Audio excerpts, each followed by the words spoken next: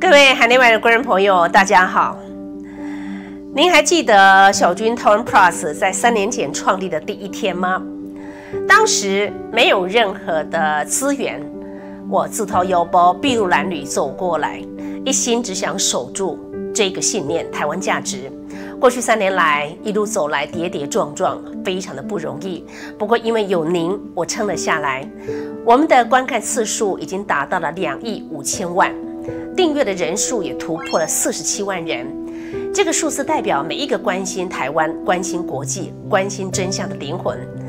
也许您曾经在深夜看着筱君姐对着镜头娓娓道来，也许您也曾经在混乱的新闻洪流中，靠着我们的理性分析，找到了重新站起来的力量。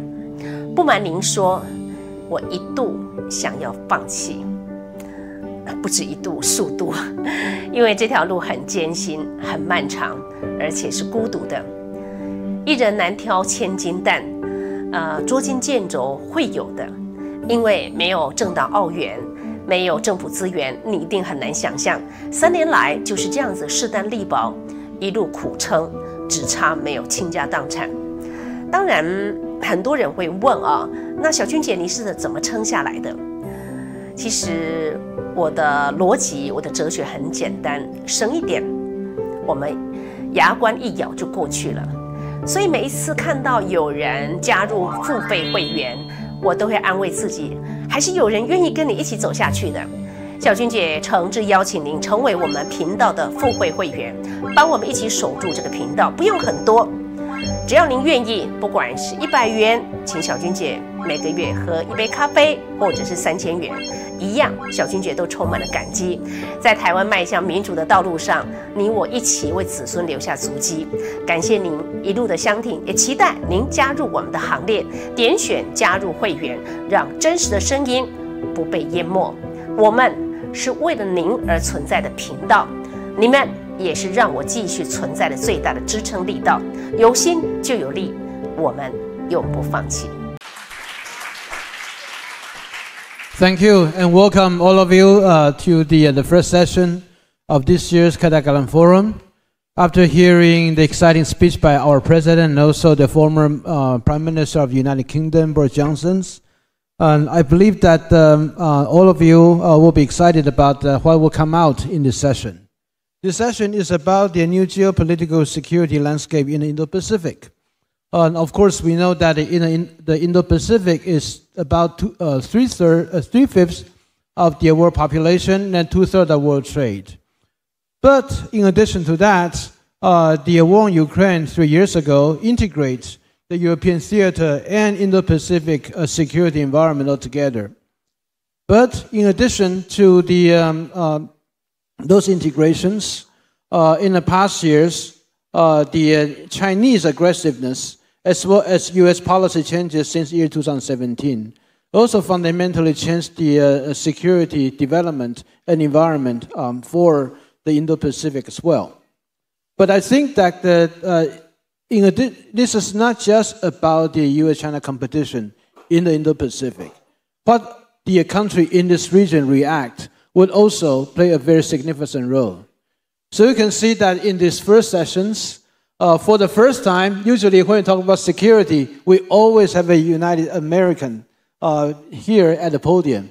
But this time, probably for the first time that we do not have any Americans here. But that is intended because we want to highlight the agency of the country in these regions, so that we have 5 distinguished panelists. They all have a very distinguished career in their belt. The first one to speak will be Dr. Gloria Mercado. She's a chairperson and chief executive officer of the Asian Center for Excellence in Development and Security in the Philippines. Of course, she also is a seasoned career bureaucrat, have very extensive experience working at the Philippine National Security Councils as a senior undersecretary for the education, among other positions. And then she'll be followed by Dr. Raya Mohan, Distinguished Fellow, Council for Strategic and Defense Research, Delhi, India.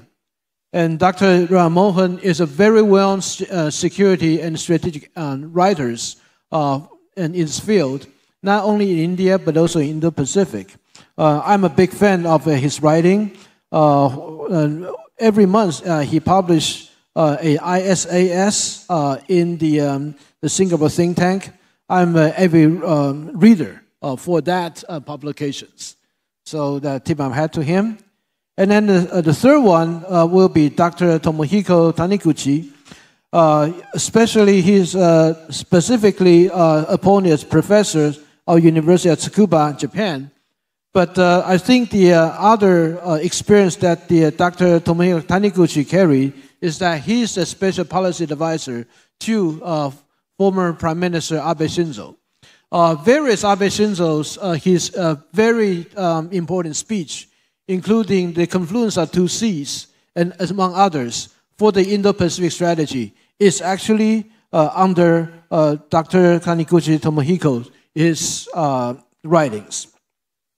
And then the next, it will be very own from Taiwan, Dr. Chen Mumin. He's just appointed as ambassador of Taiwan to India, and actually he was about to depart today, but for this specific event, he delayed his arrival to India for 1 day, so that he will depart tomorrow. So we are really glad to have him. And then last one but not least is Honorable Jason Kenney from Canada, 18th Premier of the Alberta, and he is also former Canadian Defense Minister. So we'll speak in this order, and each one will have 10 minutes. So Dr. Gloria, please.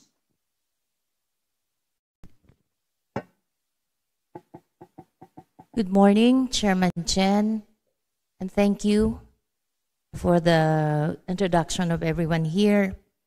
So distinguished colleagues, esteemed delegates of this forum, and fellow security professionals, I'd like to greet the Chief of Mission of the Manila Economic and Cultural Office, who's also an alumni of the National Defense College. Good morning.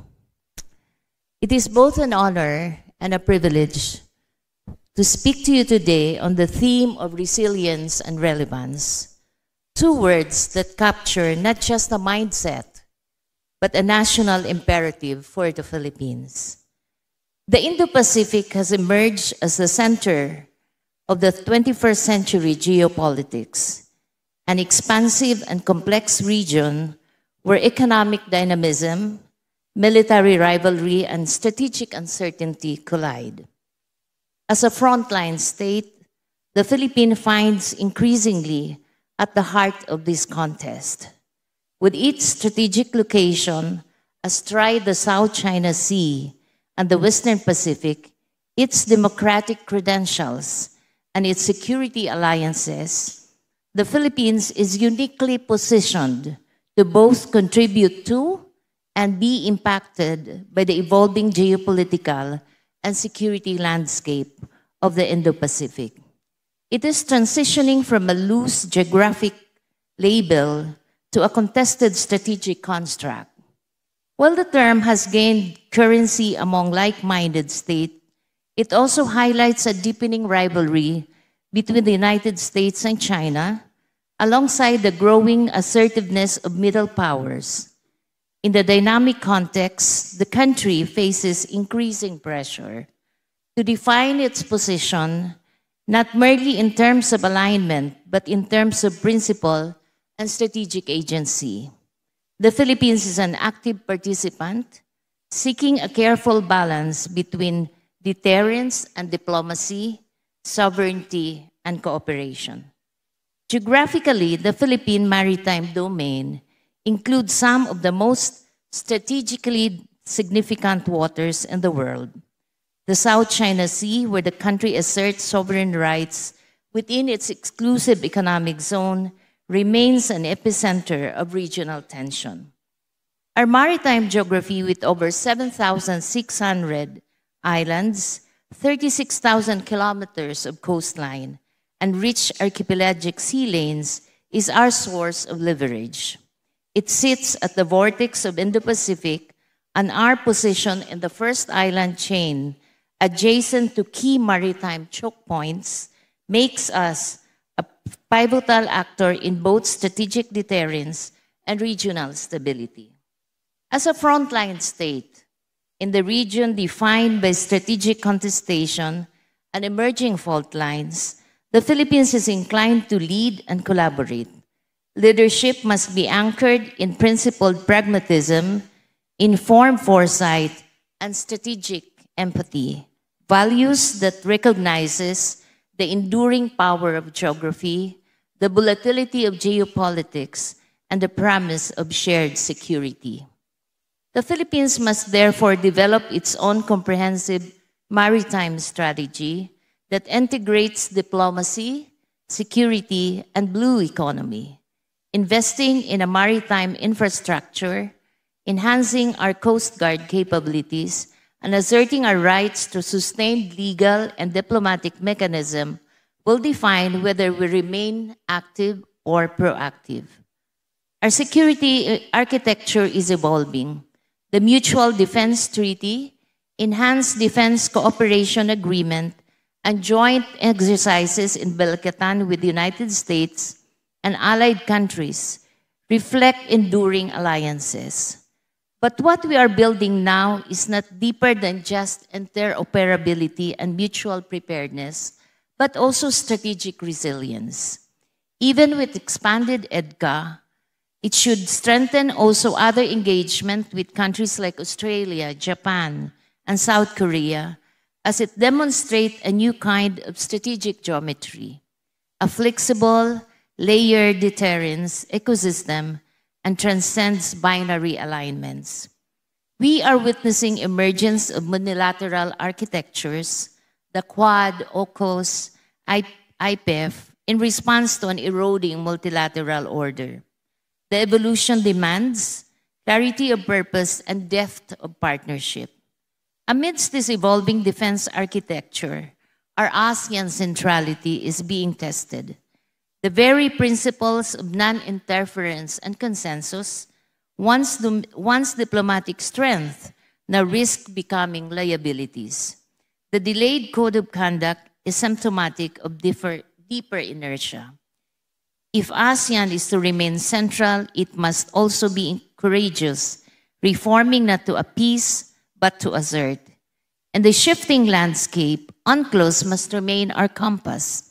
A legal framework and strategic shield, the Philippines must push for regional UNCLOS 2.0 dialogue. This includes creating enforcement mechanism, shared surveillance, and a tribunal that can act on non-compliance. We must also embed UNCLOS education in our legal and diplomatic core and national curriculum. Development is security, and security is development. The Philippines must be a bridge nation, principled, not neutral, sovereign, not submissive. Our foreign policy must be values-driven, issues-based, and unapologetically Filipino. To that end, we propose 5 key paths. Mutual defense agreement like Sea Vision in the Pacific, Partnership for Maritime Domain Awareness,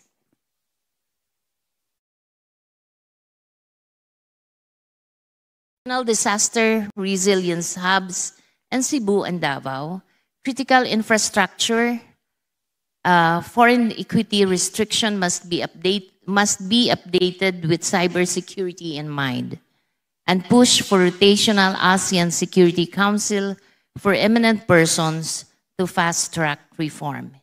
In sum, security in the framework of Indo-Pacific is not just about survival. It is about who we are and what we choose to stand for. When history places us in the crossroad, let our people and this region find us as a source of principled strength and quiet courage. After all, in the age of uncertainty, as whether we are from small or big country, we must all be both a shield and a bridge. Therefore, for the Philippines, it should be resilient and relevance within the Indo-Pacific framework. Thank you and good morning. Thank you, Dr. Gloria Mercado, for your statement. I think at the end of your speech, we talk about the security is not just about survival, it's about who we are and what we choose to sign for. That's quite important. So with that in mind, next I'd like to invite Dr. Ram Mohan for your comment. Thank you. Thank you. I hope I can maintain the discipline of the speaker who finished on time. So let me begin by thanking Prospect Foundation for inviting me for this important meeting. And we gather at a time when most of the world's major contradictions are today converging in Taiwan. As President Lai and Prime Minister Johnson pointed out, the shifting great power relations, the contestation on technology, and the changing dynamics of alliances, all are going to be playing out in and around Taiwan. So it's really, for me, it's a privilege to be part of this debate. So let me just make three broad points in my presentation. First, I think all of us are trying to cope with a profound change in the US strategic orientation. For nearly 3 decades, I mean, at least since the Bush administration, the second Bush administration, there was a certain direction of US policy towards Asia, moving incrementally towards seeking more balance and more security in Asia, and a willingness to deal with China on the basis of reality that we've been used to, whether you called it pivot to Asia, whether you called it Indo-Pacific, but the direction was one of clarity in terms of how US was going to behave. But I think that has changed definitively in the last year or so, I mean, under the Trump administration. Now, Trump 1 actually was the one that reinvented the Indo-Pacific, invented the Quad, and set a foundation for actually dealing with the balance of power in Asia on a pragmatic terms. But at this point, we're not really clear how that is going to play out. So I think for this, we got to recognize that the US domestic politics on trade alliances has fundamentally changed. So it is not something we can control. It is something we have to deal with because there's no way we can alter the domestic dynamics within the US. And I think those of us out in Asia will have to find ways of managing the consequences rather than merely complaining or objecting to what the US is doing, which also means we need to pay a lot more attention to the US domestic politics and how on trade, alliances and technology are going to play out in the coming years. The second, I think, is the idea that, look, all of us know as realists, there can be no balance of power in Asia without American military presence. The question is, that is, how do we keep America in order to ensure that the Asian balance of power remains reasonably stable? And I think here, the answer to that is that we need to do more in order for the arguments about allies being free riders, or that the US taxpayer is not going to forever pay the burden of American defense. And I think that point resonates in the US domestic politics. Therefore, for us, we need to devise strategies that will help deal with this problem.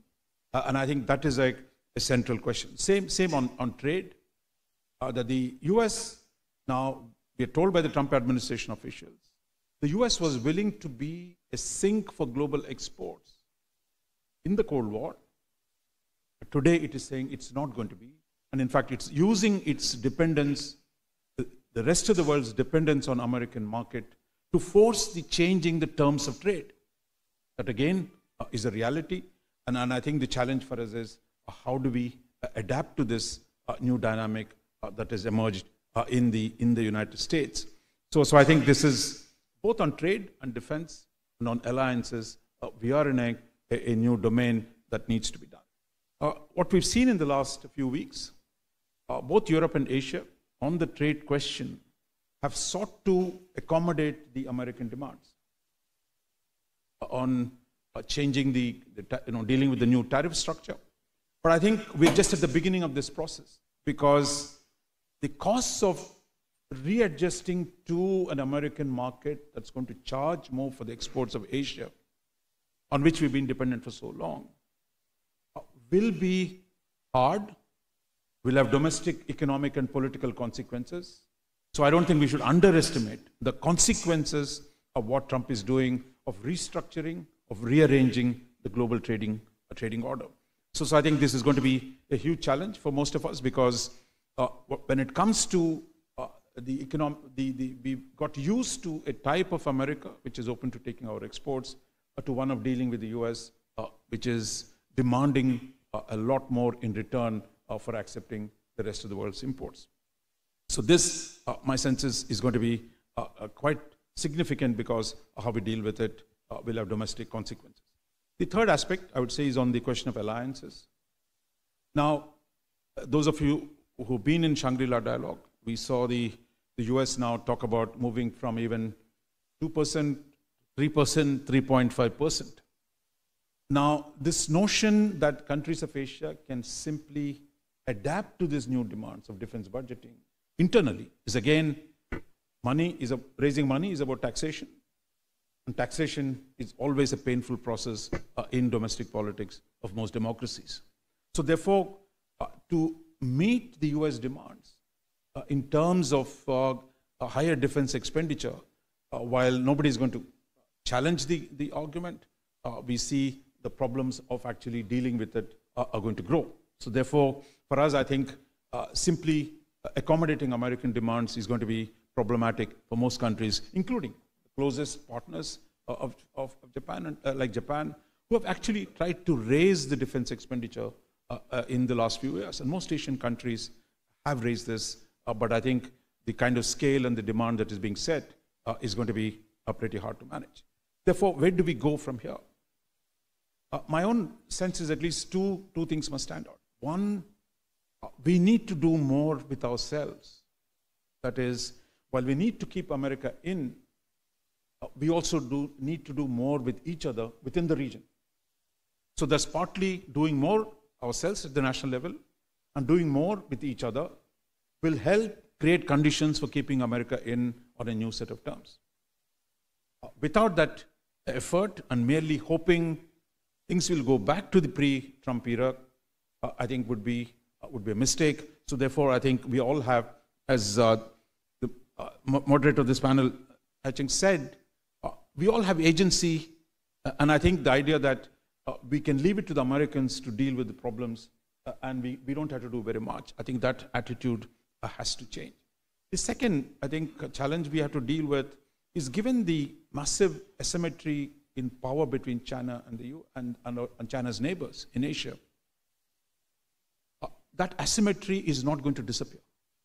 The scale and intensity of the Chinese military power, which in turn means we have to develop asymmetric strategies of our own in the military domain. How do we develop capabilities, technologies that actually can counter a Chinese brute supremacy that exists? And that, I think, is very, very important for us. I think this is a conversation. I think it's not going to be done overnight, but all of us in different ways will have to configure ways of actually dealing with this asymmetry of the Chinese dominance by asymmetric strategies of our own. And history of international warfare is replete with examples of asymmetric warfare. So the most powerful guy doesn't always win, provided the weaker party has interesting solutions to the problem. And finally, I would say that since we can't change American politics, we must wait out to see how this plays out, which means actually we need to engage a lot more with American domestic politics, dealing with different constituencies. America by design is not for consensus. There are multiple actors, multiple forces. How these play out in the next year or two remains to be seen. Therefore, I think for us, important to focus on greater engagement with the US domestic politics and its different institutions, because there are new actors, new elites that have come to the fore in the US. Getting to know them better and engaging them over the longer term is very, very important. Finally, I would say the contradictions between China and the US are not going to disappear. How much the current policies might be, that contradiction is not going to disappear. So is the contradiction between China and its neighbors. An assertive China has consequences for its neighbors. Unless something big happens within China, that tension between China's assertiveness and its neighbors is going to be inevitable. And I think these two contradictions between China and the United States, between China and its neighbors, is not going to disappear. The question is, how do we prepare to deal with the next phase in the evolution of these two contradictions? I'll stop here, Chairman. Thank you, Dr. Mohan, for your statement. I think that you particularly highlight about the reason why the current U.S. policy toward other nations in terms of tariff, because there are the fundamental economic readjustment that needs to be made. So we appreciate for that important highlights. So next, I'd like to invite Dr. Taniguchi, Tomiko Taniguchi, for your comments. Yeah. We are with you, Boris Johnson told us, with his uncombed hair, permanent public boy style. It's hard to dislike him. July 8th, 3 years ago, 2022, Prime Minister Abe got shot and died. The next plan that he had was to come to this country, Taiwan. I'm sure he would have delivered a powerful speech to the Taiwanese audience. And I would have written that speech. Had he delivered a speech, he would have said very much similar to what Boris Johnson just told us a moment ago. That we are with you, the Japanese are with you. But he would have said it differently. We must be with you. We will have to be with you. The Japanese will continue to have to be with you. It is inevitable. Why? Because never before has the security of Taiwan so closely linked to that of Japan. Never before have the waters in the South China Sea, East China Sea, around Japan, been this much contested. And the next 10, 15 years will be a very much important window, space of time in which there must be heightened cooperation, collaboration among like-minded democratic nations. Three of us are very much important: the Philippines, India, and Japan. I echo Dr. Rajamohan has just said. There must be intensified coordinations among democratic maritime nations. I can share some of the positive developments that I see of late. One, Indo-Filipino naval collaboration. That's just hit today's newspaper headlines. Also today, I hear something very much positive. For the first time ever, the Japanese naval boat, I think, is going to be adopted by a Royal Australian Navy. That is going to seal the quasi-alliance that's been taking place for some time between Canberra and Tokyo. To confront the behemoth next door hurts. It is painful, which is why there must be constant dialogues, constant collaborations, and even more military-to-military collaborations among those nations. Dr. Raja Mohan also said that it is imperative for all of us to maintain the presence of the US military forces. May I tell you, the most important key player to make it happen is your northern neighbor. That's Japan. Because Japan hosts, as you all know, the biggest military footprint of the United States outside its mainland. If you lose Taiwan, the United States will automatically lose almost everything. From Misawa up north, which is an Air Force base, Yokosuka, that is the biggest naval port, that home ports one of the biggest aircraft carrier battle force, Sasebo and Kadena, Okinawa. Forces stationed in those places will lose strategic value if you lose Taiwan's territorial waters and airspace. So, the late Prime Minister Abe, before he passed away, mentioned a number of times, crisis in Taiwan automatically invites Japan and the United States to get engaged, and we must be prepared for that.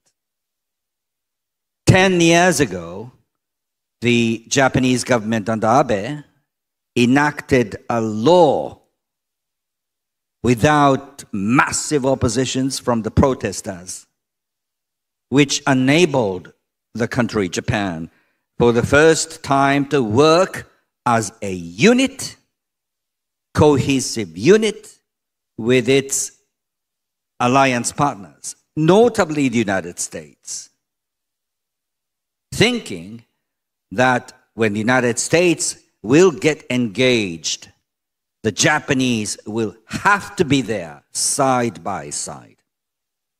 Since that time, the framework has been broadened to include other alliance partners, the Philippines, Australia, India. Such is a framework that's been in place, and we've got to continue to invest in that framework by, once again, working together all the time for the next 10, 15 years. Xi Jinping has his own biological clock. So he will get even more frustrated going forward. And he will find it even more imperative for China to annex Taiwan. They say Taiwan is part of China. Taiwanese identity is something else. Just as Japanese identity has been quite different from what the Chinese want the Japanese to be. We've been a proud nation. The Japanese have always been proud, just as an outlier of Chinese civilization. We're proud to be an outlier. And I think the same thing can be made, to a lesser degree perhaps, about Taiwan. Now, one final note. In 2 weeks' time, 3 weeks' time, Tokyo is going to host HMS Prince of Wales and its strike force. That's one of the 2 newly commissioned modern aircraft carriers, and the British government has made it clear that the dispatch of the squadron is going to be regularized. In such a way, we could send a continued powerful signal to Beijing, and we must, that your so-called Chinese dream will cost a lot. Thank you. Thank you, Dr. Taniguchi, for your statement. I think that when you mentioned about the former Prime Minister Abe Shinzo, his speech, all of us vividly remember exactly 4 years ago, December, the Prime Minister Abe Shinzo, he talks about Taiwan rise up. So that still reckon and resonate with a lot of people here. So thank you for your comments. And then next, I'd like to invite Ambassador Chen Mumin for your comments. Thank you. Thank you. Thank you for having me here today. We know凱達格蘭Forum is the biggest conference in Taiwan, talking about security and strategic issues. And this is the 9th year. I also have the honor to attend most of forums in the past years. One of the biggest topic every year that particularly in the first session, when we talk about the regional security strategic development, the biggest issue is China. From the first time to today, it's always about China. And I believe of course, all the audience here today are experts on security issues of the region. And some of you, probably this is your first time come to Taiwan. And you're probably curious how Taiwan think about China. Yeah. I would say that in the past decades, we've been watching the development of China, particularly since China's economic reform of early 1980s. It was a tremendous success. And Taiwan began having trade and exchanges with China since the 1990s. And Taiwan also benefit a lot. Even today, the trade and also people-to-people exchanges between both sides still there. But the biggest change of China, I think, this is my personal view, is that when Xi Jinping came to power, 2012, and then in next few years, he shows more ambition and now become like a national goal that earlier, for Chinese leaders and also for the Chinese society, they think that unification, it is possible, but they can wait. But after Xi Jinping became the leader, he changed the whole course. And in Taiwan, we began to hear this term, forceful unification. So what we saw around Taiwan, this military exercise around Taiwan, and all these diplomatic or military pressure on Taiwan, is because of the whole idea that China right now is thinking they might force Taiwan into submission with the military, or in a more forceful ways. So this is what I call a Taiwan challenge. And of course, we know that Taiwan is a young democracy, and Taiwan is also a very successful technology island. We make great contribution to the world economy and also technology innovations. But because of this challenge, from our neighbor, so we always have to think about how to make Taiwan safe, how to protect our dignity, and how to by preserving the security of the Taiwan Strait, that we could make contribution to the region. But in Taiwan, we also have problems that probably make it difficult for us to make Taiwan a very strong and a solid entity. Because not everyone in Taiwan believe that we should have a very strong position on China. Even today, both sides, Taiwan and China, we still have a direct flight, 300 flights per week. And last year, we still have about 3 million of people between both sides visit. And so when the government of Taiwan, when the society of Taiwan was thinking that how to defend ourselves and how we can prevent that the penetration of these Chinese authoritarian ideas into Taiwanese society. And because of the intensive exchanges between both sides, make it extremely difficult.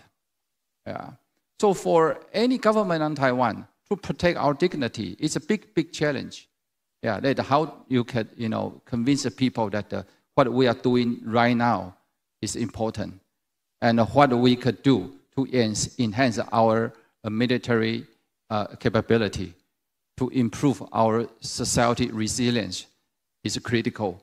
It's very, very important, but also difficult to convince all the people. But fortunately, I think that the external environment also changes in the past few years. The countries, some of our neighbors, including Japan, and also in the past 2-3 years, we could also see the Philippines.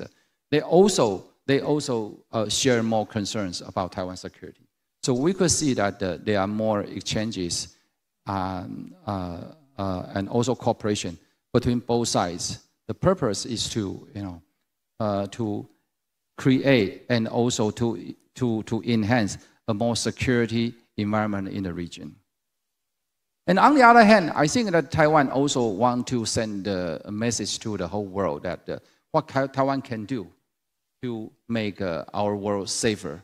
And the purpose for Taiwan, of course, is to defend ourselves, but also to try to find a way that how we could watch China closely. And because we know that China is a political system, that Xi Jinping as a leader, and that he and the whole society authoritarian, it's not natural. That China's economy is in recession in the past few years. So how we could see China closely and prevent China from becoming more unstable is very, very important. So I think what I want to say in the end is first we have to cooperate to make a more a security environment in the Taiwan Strait and also in the Indo-Pacific. And second, we have to watch China closely and prevent all kinds of scenarios to watch out what China and Xi Jinping and also Chinese government in the future. And third, I think that the most important thing is that Taiwan has to continue preserving and also protecting our democracy. This is, I think, the most important thing. That even Taiwan share a lot of things with China, cultural history, language. But I think that Taiwan, we still have our own dignity, and we have our own identity. This is something we have to try our best to preserve. Okay, so I'll stop here.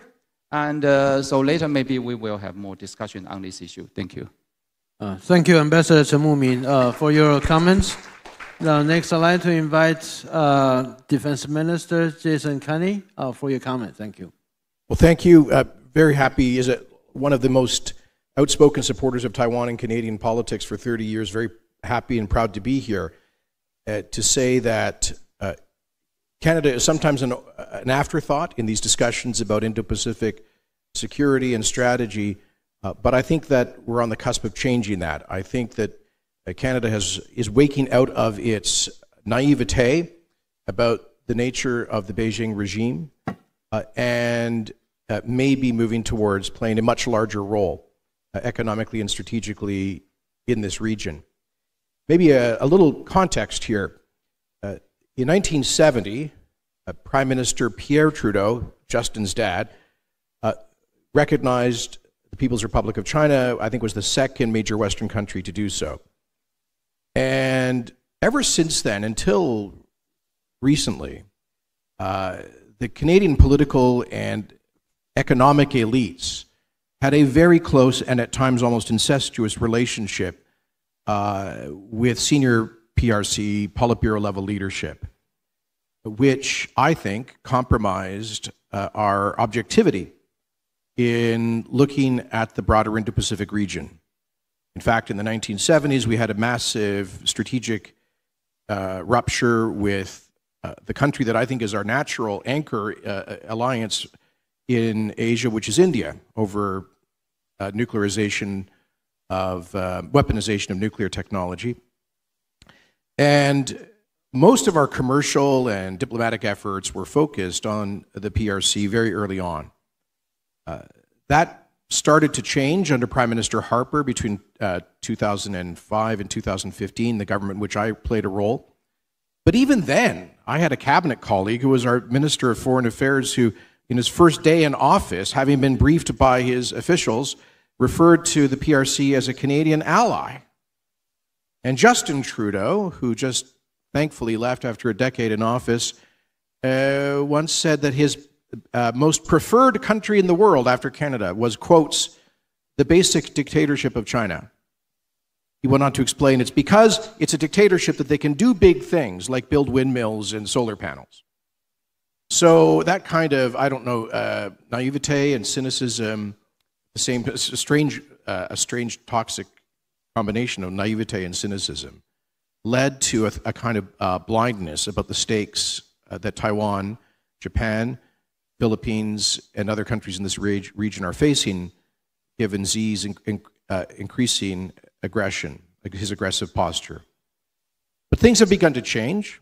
You know, I think first of all, I attribute the change to Trump in his first administration, his disruption of the post-WTO accession consensus around the notion that China had to be the center of global trade. And I think Trump basically, he said the emperor had no clothes and forced a rethink across the developed West about the failure of our shared efforts to get a balanced trading relationship and strategic relationship with China. So I think that opened up the floodgates for a lot of the skeptics to speak more loudly.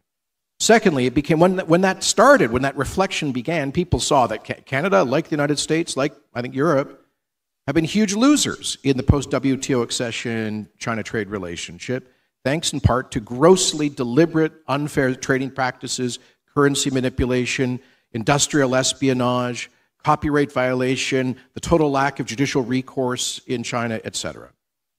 And so that began to change the debate in Canada. Thirdly, we had a series of leaks from our security and intelligence agencies about very serious and aggressive PRC efforts to destabilize and interfere in Canadian domestic politics.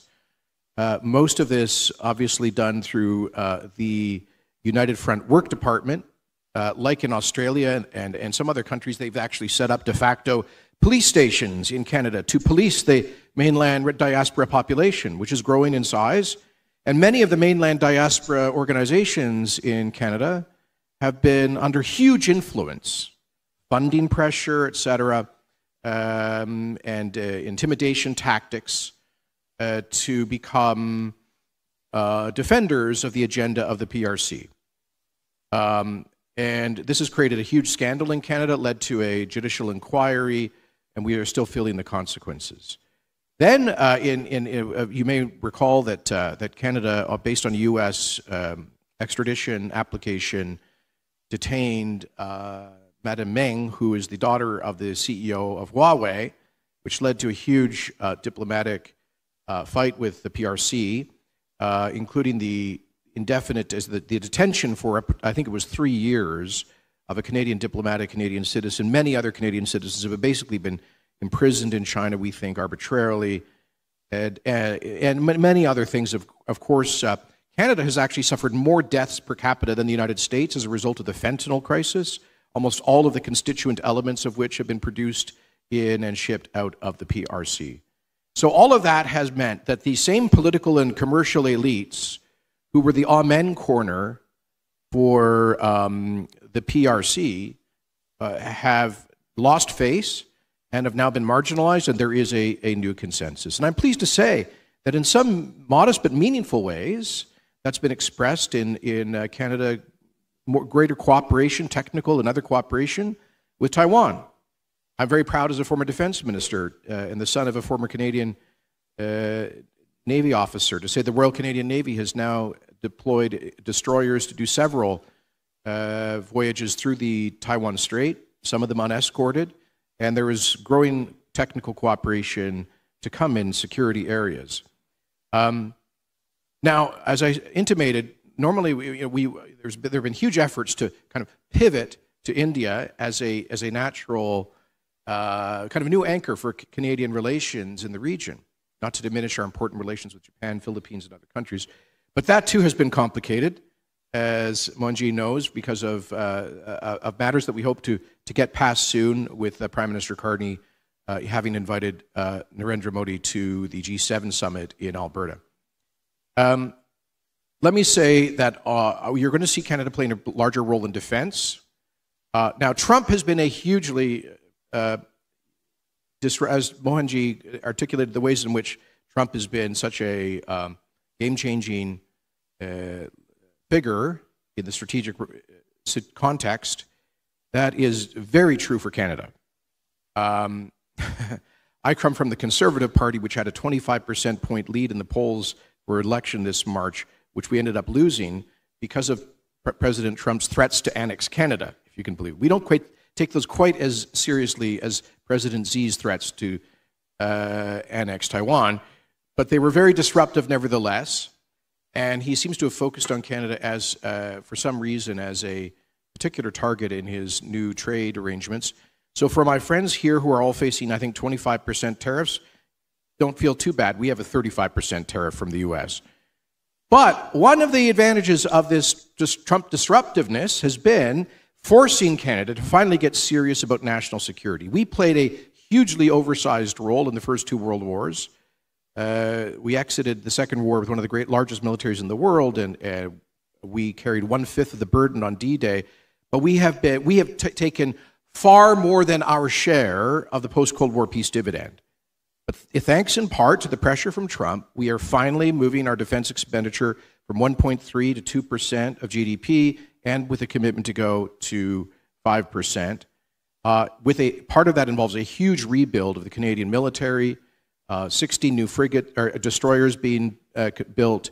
We're probably on the cusp of an order for 12 new modern submarines, and much more to come. And the Canadian defense strategy and our Indo-Pacific strategy underscore Indo-Pacific security, the security of the global shipping lines in this region, and the Canadian Indo-Pacific strategy actually mentions Taiwan in a positive light in several instances. And so, and then finally, let me say that we're never going to be a military superpower, but we are a superpower in energy and natural resources. We have the third largest oil reserves in the world, the third largest natural gas reserves, the second largest uranium deposits, by far the largest potash and therefore fertilizer deposits, and we have the entire spectrum of rare earth and critical minerals. Now, we have had very serious challenges at developing a lot of those resources and getting them to market, which is kind of like the central domestic political issue in Canada right now. But I think Prime Minister Carney, who comes from a different party than me, is going to break through those barriers through rapid and dramatic deregulation. And if that happens, we can be an alternative source for the United States, for Australia, for our Indo-Pacific partners on critical minerals and on energy. Finally, Professor, you asked us to comment on whether domestic politics is affecting any of these things. And I would say, coming back to the malignant work of the PRC's agents in Canada, that the efforts to pivot away from a Canadian policy focused on Beijing are complicated by their interference in our domestic politics.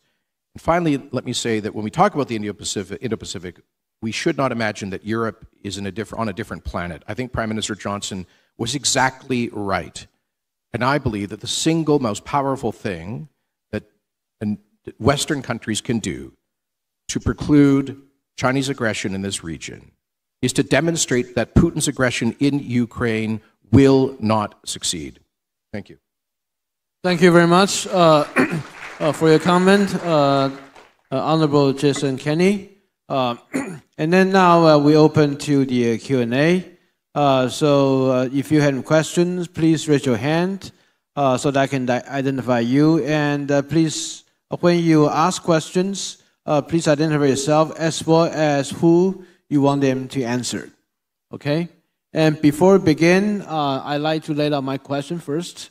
This issue is about how you're going to see your personal assessment about the Chinese actions. We do know that the Chinese economy in the past, after the COVID, is actually going down.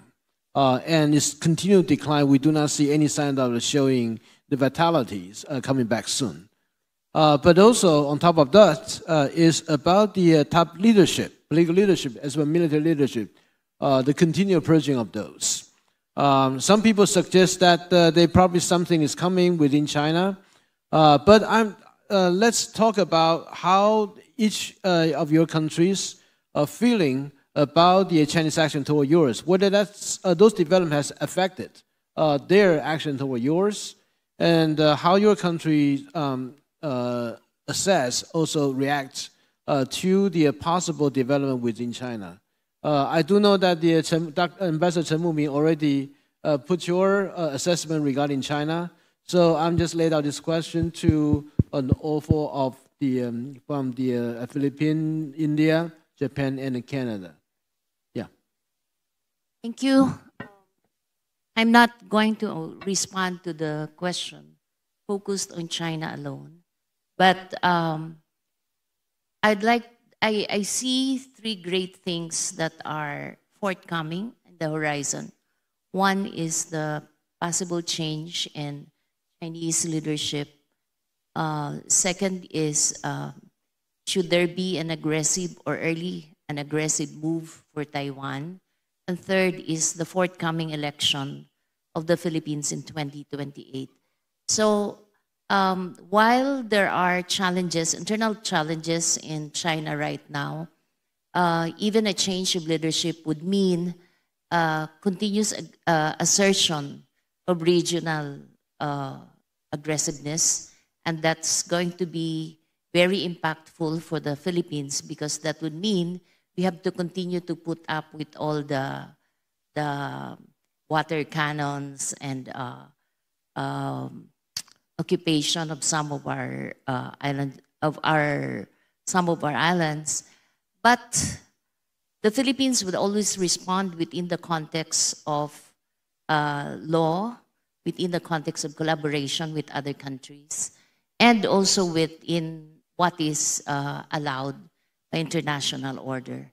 Second is that we cannot be just a bystander in the event that China would invade or be aggressive with Taiwan, for the simple reason that anything that happens in Taiwan would actually affect the Philippines. Number one, we have 200,000 Filipinos in Taiwan, and 160,000 of them are overseas Filipino workers. Other than that, 46% of our semiconductors and ICTs are linked to Taiwan. So it has big implications, not only economically, but also are very deep people-to-people relations. And our election would have also strong implications in Indo-Pacific, considering that we have strong contenders for 2028 that are considered to be pro-China. And so we are worried that should those personalities win in the 2028, there's going to be a pivot back to China. So our elections has been marred. The midterm election has been marred by disinformation and even an attack on our Commission of Election.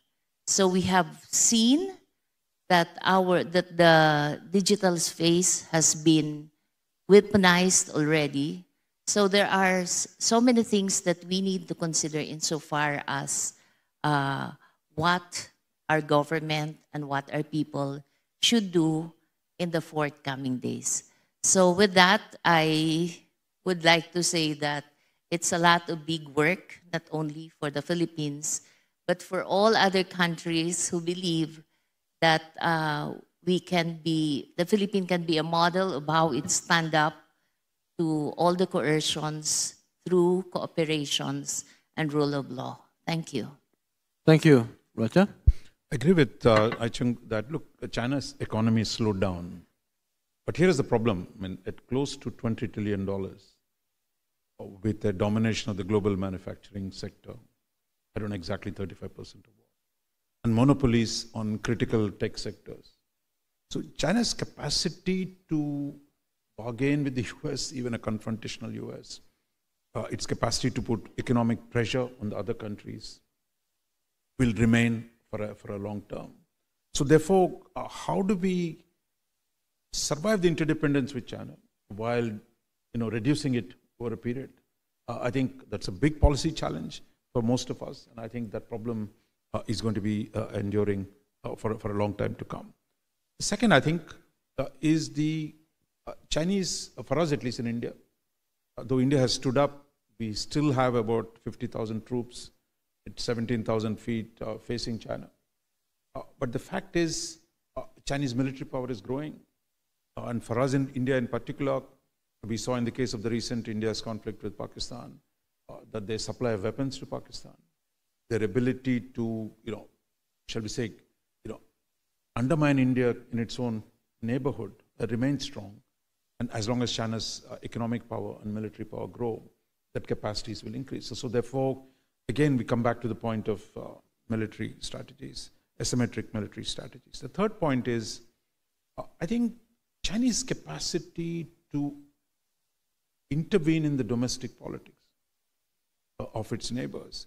For a long time, our American liberal friends said, look, Chinese talk about non-intervention, it's such a stupid thing. So now we are seeing Chinese ability to intervene, which is a serious consequence. And my sense is that Chinese interventions in the neighboring countries have increased in pursuit of political objectives, economic objectives, all across its vast frontier.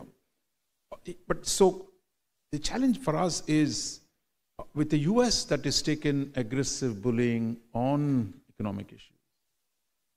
There are factions in all of our countries which in any case argue it's worthless fighting with the Chinese. Why are we fighting with the Chinese? Let's be good neighbors. We don't want to choose, which is again a common refrain. That strand of opinion, which I think in India at least, because of our conflicts with China, had declined. Now I think those who say, look, you can't trust the US, you have to find a way to accommodate China, I think those sentiments will grow. And that takes us back to the importance of managing US-India-China, US relationship with China's neighbors once again becomes central. But in the interim, how do we work through the disruptive America and aggressive China, the consequences for our domestic policies? That's a reality in all the countries. Thank you. And Dr. Taniguchi.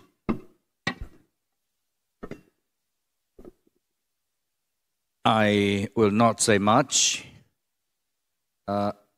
One point that I should like to point out is that there must be an innovative way to collaborate among three militaries, the Filipino, Taiwanese, and Japanese.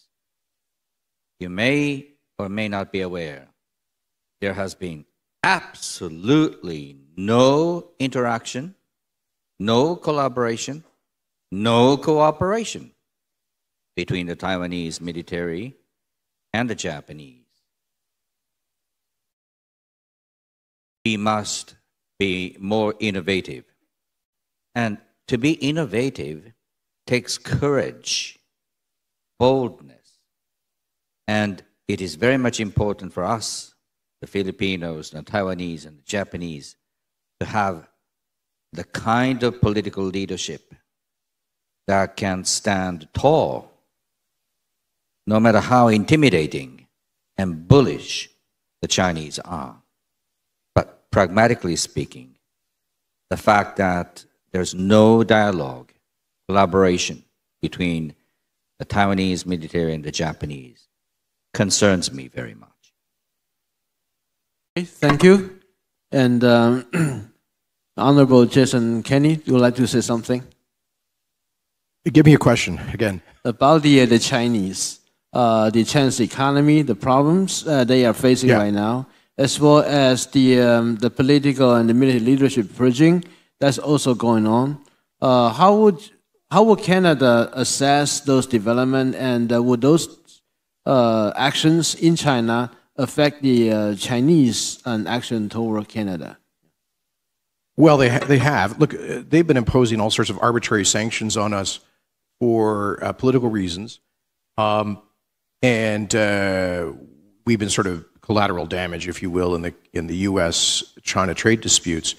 But my own view is that there is a fundamental weakness in the regime. We've all known this for a long time.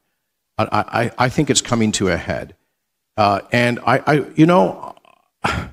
I'm by no means an unmitigated fan of President Trump, but I think he deserves great credit for having identified the strategic threat posed by Xi's leadership. And I hope the Americans in these trade negotiations with the PRC and the potential imposition of secondary tariffs for PRC's cooperation with Putin, I hope the Americans don't lose heart. I'm a little concerned that there are some of the kind of Wall Street types in the administration, Secretary Bessent, Secretary Lutnick, whose primary constituency is Wall Street and the bond markets, who desperately want economic peace with China.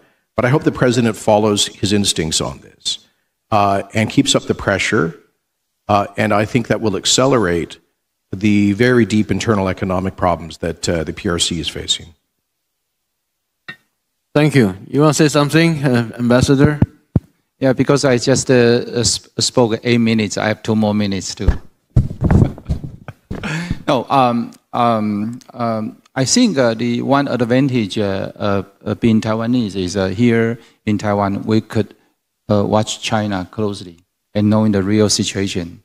Recently, I talked to a company boss, a Taiwanese company who invests in China for decades, and I asked him the current situation.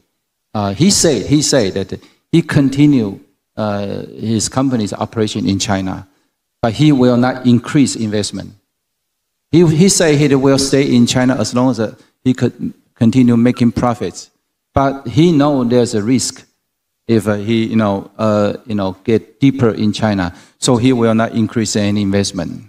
So I think that that explains why in the past few years you see that the Taiwanese investment in China decreased, but the Taiwanese trade with China continue. Okay, and but in the long term, I think that China is still in recession. This is a very, very important signal, to us. But on the other hand, if you look at China's leadership, and whether Xi Jinping and the CCP is in a very strong and solid position, I think so far still yes. So this makes this regime extremely dangerous, because when they have domestic economic problem, but on the other hand, they try to maintain a very strong and a solid, a rule in the society. This will make them more aggressive. Yeah. But so far, I think that most of countries in this region, I mean in Asia, they consider the current strategic situation as a strategic rivalry between China and the US. And particularly for small countries, they don't want to take risk. As long as they can benefit from doing business with China and the US, they will continue to maintain relation with both sides. But Taiwan has no choice. Taiwan has no option. What Taiwan can do? Yeah, of course that we still do business with China, but China is never our friend. Yeah, and the U.S. we know that this current situation. That is why I didn't say earlier, but right now I want to say I hope that particular countries like India could play a more important role, in enhancing security situation in the region. Of course, Japan already do, yeah, but the other big powers, particularly India, I think is important. Yeah, thank you, Ambassador. And I think that with the Trump tariff that's about to impose on a lot of countries, the economic relationship with China definitely will be changed. So that is a new factor we have to factor in. That hasn't really hit anybody yet. So yes, I'm sorry for only left about the 22 minutes for people to ask questions, but please don't be shy that raise your hand so that I can see you. All right, I saw several hands. There are these hands here from the gentleman, also the hands there. So these two, please.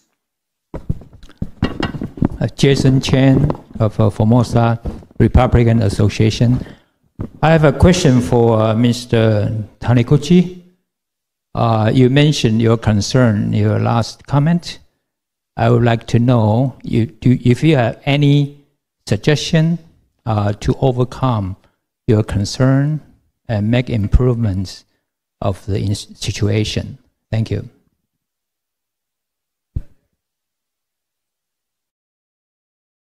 Thank you, moderator. This is Domingo Yang from NDSR. I have a question for Professor Taniguchi. Thank you, sir, for your wonderful remarks. I think it is reported that the U.S. government, Bridge Kobe, has requested Japan and Australia to clarify their roles and responsibilities during Taiwan contingency. I wonder what is your observations about what are the more constructive ways for the middle powers in this region to really talk about this question of contingency planning and to really push forward this agenda by bringing Taiwan's participation. If military drills are too sensitive, what about defense industry? What about information sharing and the whole of society resilience so that we can work collaboratively about this contingency planning? Thank you. Thank you. We also have another gentleman, I think he's from Ukraine, right? Indeed. Sviatoslav Yurash, youngest member of parliament of Ukraine. My question is about different flashpoints in Indo-Pacific region. The whole world was watching with the Cambodia-Thailand border conflict in recent weeks, but I'm very keen to hear your opinions about other potential flashpoints. As we have seen, for example, the Korean question, and we've seen North Korean soldiers deployed in the Russian effort to take over our country. We know of countless civil wars that are spilling from Myanmar into different countries all around it. We are the situation with the Philippines and constant encroachment by China on the territories they claim in South China Sea. We are remembering the fact that China is claiming the whole region of India, Arunachal Pradesh, not to mention the fact that these claims are yet to be relinquished by Republic of China in Taiwan itself.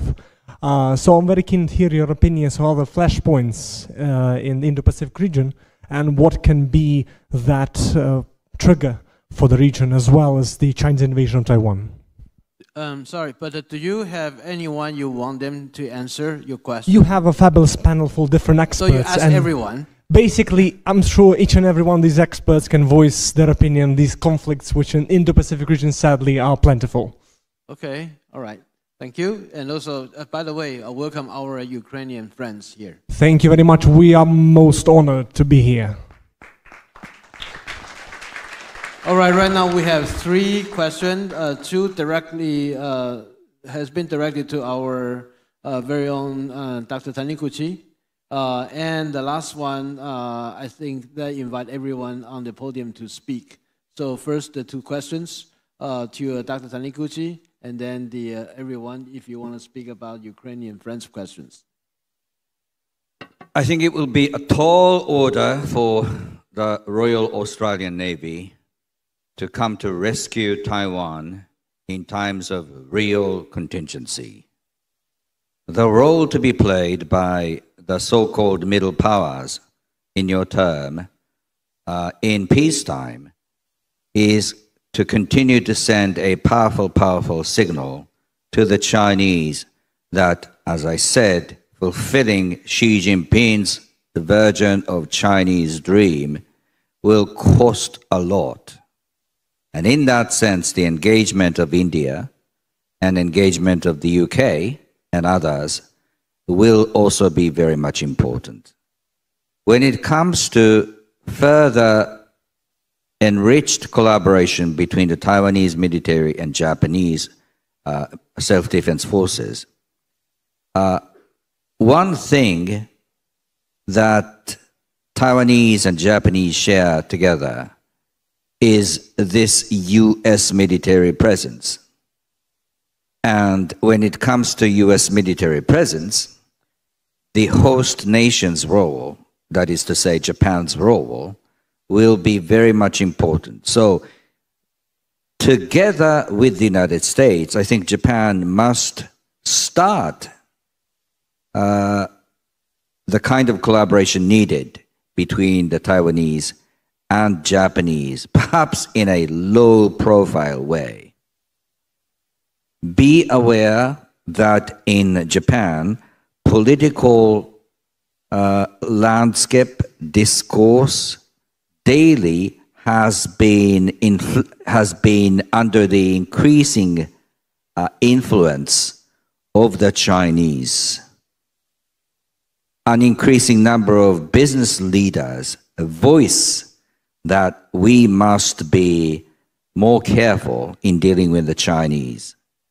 So it takes a lot of political courage. Nonetheless, the Japanese must start thinking about that by taking advantage of the fact that the Japanese and Americans have been very close. Now, let me say a little bit about the flashpoints. Yes, there are many flashpoints. The fact that the hurdle for using military force has been lowered tremendously, I think has ignited such exchanges of hostilities that you see between Cambodia and Thailand. But for the entire world, the most important flashpoint is here. Don't just forget that Taiwan is the most important element when you think about the international order and the vast stretch of the Indo-Pacific region. Thank you. And then probably I'll start with Gloria. You want to say something about a question? And Raja Mohan? Just want to about a flashpoint. Yeah, reinforce what Taniguchi-san was saying. It's really the principal flashpoint is here. Then you have Philippines and the Chinese border, maritime border. And we have the India-China-Himalayan border, which is where actually the confrontations have been going on. So therefore, I think we shouldn't bring in every little incident. I mean, what happened between Thailand and Cambodia, I mean, it's not on Chinese frontier. So therefore, we've got to distinguish between different flashpoints. So I would say, could include Japan-China maritime border. So you have the East China Sea, the South China Sea, the Taiwan Strait, and the Himalayan border. These are the four theaters where it's not just being a flashpoint draws attention, but the Chinese salami tactics of constantly changing ground reality, even as recently in the last few weeks, a situation has changed in Philippines. So I think that is the real danger for those of us on China's periphery, and not just one single flashpoint. But for Taiwan, it's an existential question. But for others, there is a constant Chinese assertiveness that keeps altering the territorial status quo in violation of every single norm of international affairs. And I agree. I think they'll calibrate their policy to avoid a flashpoint that would attract a kinetic response or American intervention, just through very carefully calibrated incremental aggression in the South China Sea and in this region. And it's what we call the frog in the pot syndrome, that people, we won't notice strategically that they're increasing aggression year after month after month and year after year. But if I just wanted to pick up on what our Ukrainian colleague has reminded us of, that what's going on in Ukraine is not just an abstract and distant interest, pardon me, to Asia.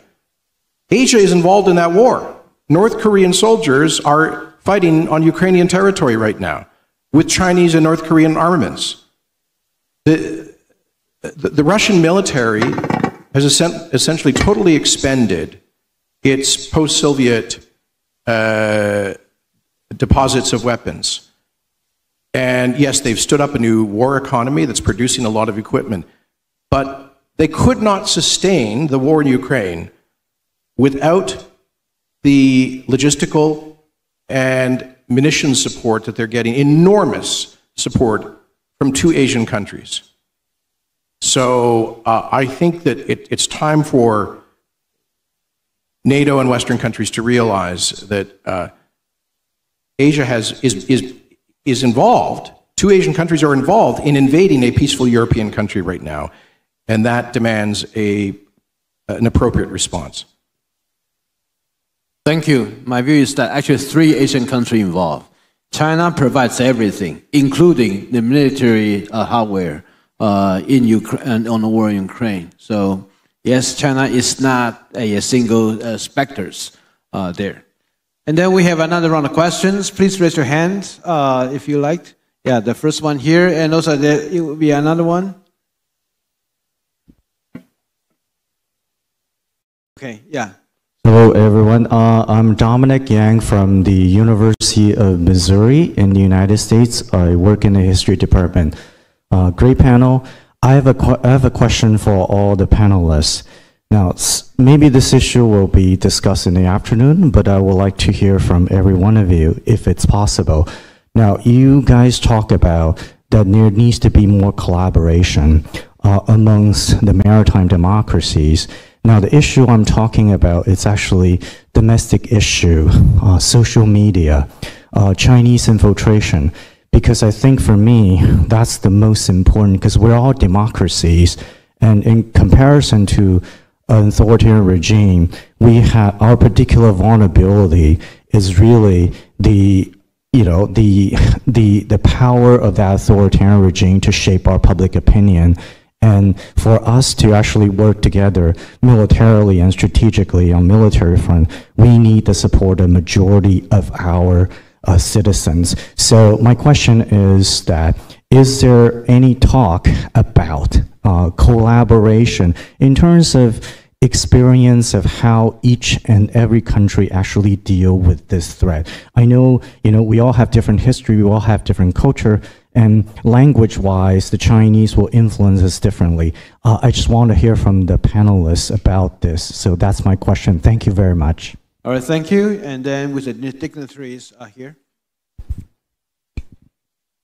Thank you. I'm Anjanette. I'm the ambassador of the Republic of the Marshall Islands. It's truly a pleasure to be here this morning. And my question is to Dr. Tomahiko. And I want to get your thoughts on what you think the role, what your thoughts are on the trend that we're seeing in the Pacific with the increased influence of China, and what that means in terms of security for the Indo-Pacific region. And perhaps the second question would be to everyone on the panel, what do you feel is the role of Pacific Island countries in this evolving security architecture in the Indo-Pacific region? Thank you very much. Thank you, Ambassador. I think that's also the question Taiwan would like to pose to our audience and the panelists. So who would like to go first? Gloria, do you like to? I think it's about the social media, interference campaign by China and how you're going to deal with it. If I do not understand it, okay, I understand correctly. So. Countries that has been barraged by all the disinformation. It's actually starting to be very, very daunting for the Filipinos to be reading through all the disinformation about our president, the first family, or even some in the legislature and the bureaucracy as well. In fact, Congress tried to legislate the issues of disinformation, but it's something, it's like fighting against a very informal group, but very powerful. So what we're currently doing is really to educate our people. It's that disinformation is something that is in our midst already. And as I said, the last election, the midterm election of the Philippines was one wherein disinformation was really massive, and that's why we came up with the conclusion that it's something that the digital space has been weaponized already on that note. We are doing a lot in terms of education in our country on how news should be carried in the airspace, but social media is one of the area that is so difficult to control. I think I'd love to hear from other similarly situated countries on how they are actually dealing with disinformation on social media. But it's something which is a concern right now. There's a joint research of different universities on the influence of the United Front in different parts of different sectors of the Philippines. We're looking at media, education, congressmen, senators, or even members of the bureaucracy. It's on process, but I'm not at liberty to discuss it at this moment. Thank you. Thank you. Jason, he just raised his hand. Yeah. So, Ron, I'll say, after Jason. Okay. So I just wanted to underscore that in the G7, there is and has been for, I think, 5 years, a rapid response mechanism on disinformation, which contacts of mine in the intelligence communities describe as actually being very effective. And there's also a working group within the Five Eyes, which is the intelligence platform of Canada, the United States, the UK, Australia, and New Zealand, to deal with disinformation. So perhaps we need those well-resourced and sophisticated organizations to do more information sharing with like-minded countries. I can tell you in Canada, it's a very serious problem. I alluded to this earlier. In the 2022 Canadian federal election, we had there were probably something like 8 or 10 federal constituencies, districts, where the outcome was with very large ethnic Chinese, largely mainland Chinese populations, where the result was probably changed from one party to another because of massive PRC disinformation efforts. And some of it is so far under the radar screen, you can't really rebut it or block it. A lot of it is just running on WeChat. They would just release content on WeChat discussion groups that would just spread like wildfire with no sourced or credible information. And once it's out there being replicated over and over again, it's just about impossible to regulate. So this is something that I caution other countries to be very mindful of. Briefly on the Pacific Island states, I think when we think of them as island states, it's very easy to forget these are very large ocean states, extraordinary, exclusive economic zones, and whole range of areas to deal with.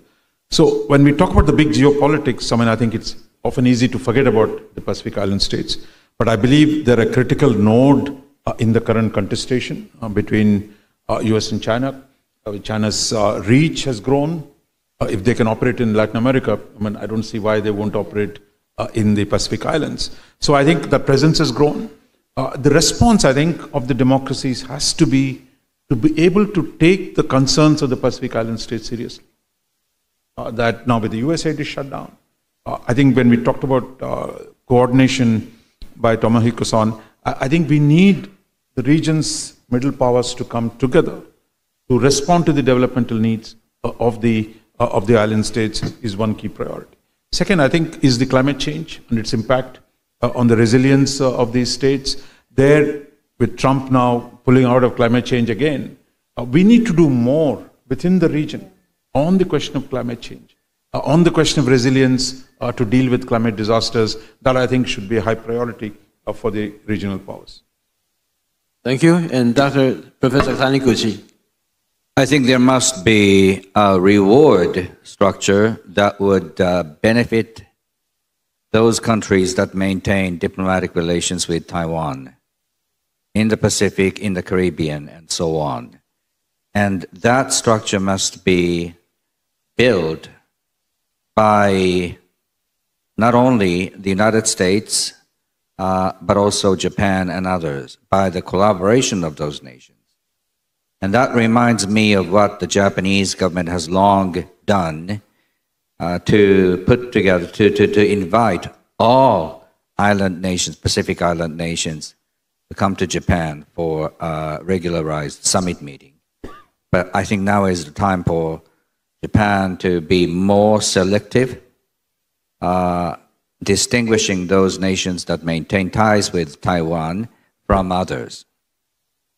And this is the time when the all-encompassing ideas are being questioned. For instance, ASEAN centrality. You know, that's an important mantra we still cherish.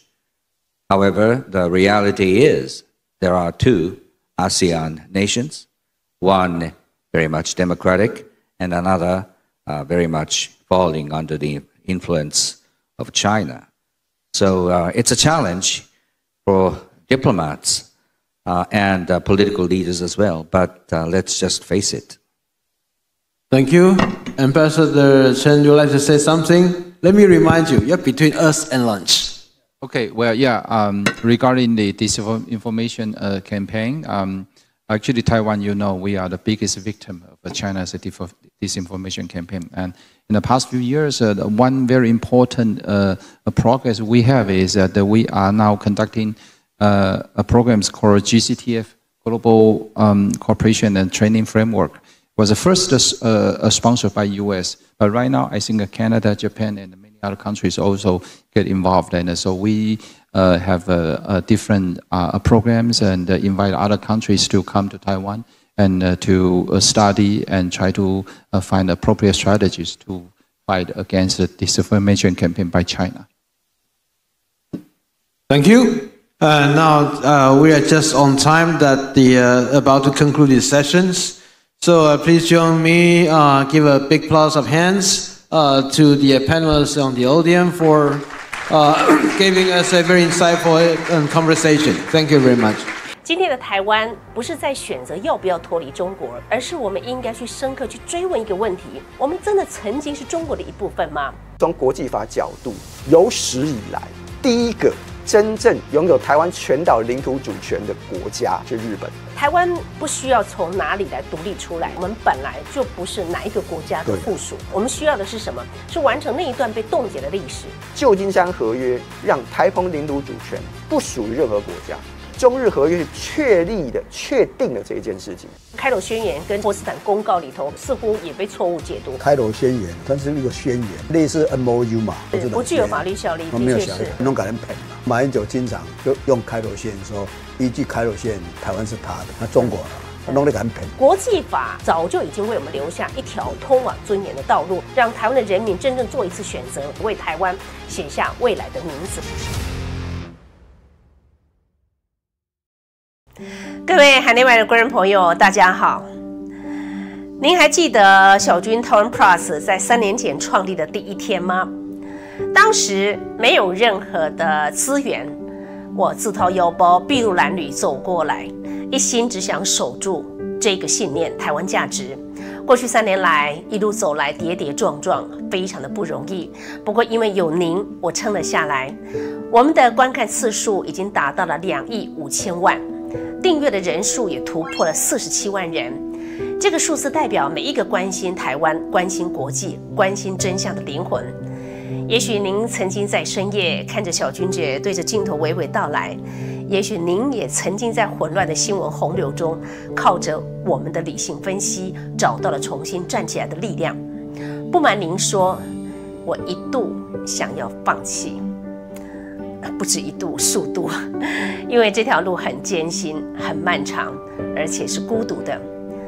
一人难挑千斤担，捉襟见肘会有的，因为没有政党澳元，没有政府资源，你一定很难想象。3年来就是这样子势单力薄，一路苦撑，只差没有倾家荡产。当然，很多人会问啊，那小君姐你是怎么撑下来的？其实我的逻辑、我的哲学很简单，省一点，我们牙关一咬就过去了。所以每一次看到有人加入付费会员，我都会安慰自己，还是有人愿意跟你一起走下去的。小君姐诚挚邀请您成为我们频道的付费会员，帮我们一起守住这个频道，不用很多，只要您愿意，不管是100元，请小君姐每个月喝一杯咖啡，或者是3000元，一样，小君姐都充满了感激。在台湾迈向民主的道路上，你我一起为子孙留下足迹。感谢您一路的相挺，也期待您加入我们的行列，点选加入会员，让真实的声音不被淹没。我们是为了您而存在的频道，你们也是让我继续存在的最大的支撑力道。有心就有力，我们永不放弃。